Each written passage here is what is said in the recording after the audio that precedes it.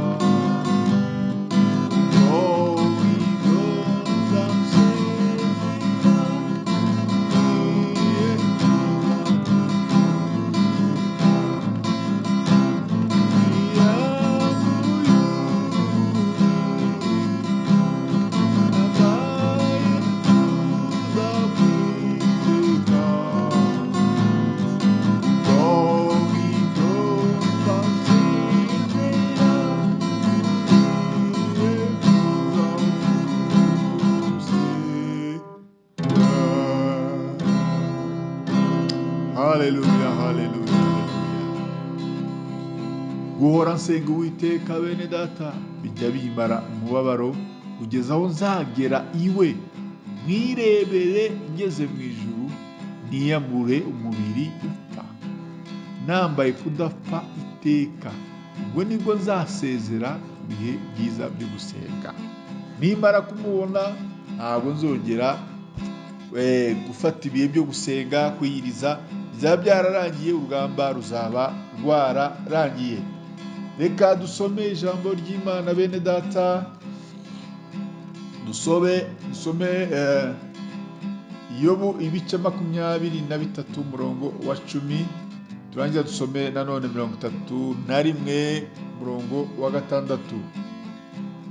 23 umurongo wa 10 iravuga ngo ariko inzira nyuramo nimara kungerageza nzavamo meze nka zahabu.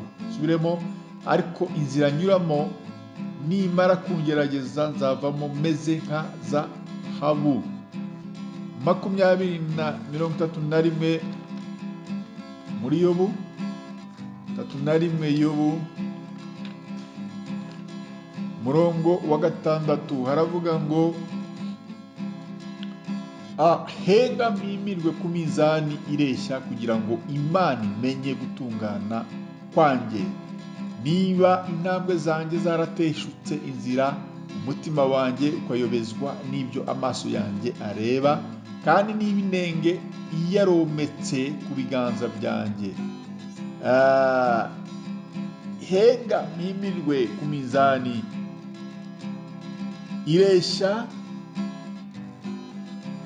kugira ngo Imana imenye gutungana kwanjye. Niba intambwe zanjye zarateshutse inzira, umutima wanjye ukayobezwa n'ibyo amaso yanjye areba, kandi niba inenge yarometse ku biganza byanjye.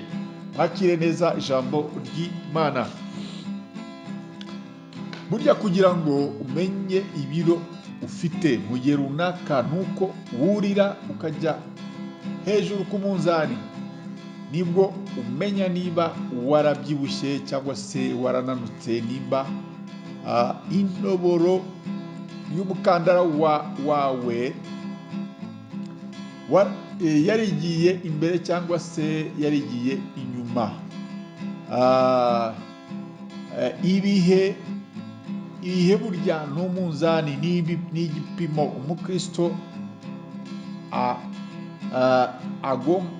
agomba kumenya ko agomba kuriraho, akamenya nimba mu mwuka akirimo neza cyangwa se yarawuvuyemo.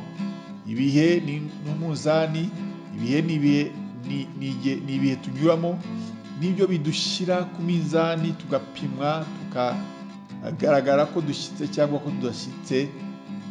Igihe insengero zikinguye, igihe zifunzwe, igihe amateraniro bikunda, igihe bidakunda, aho usanga benshi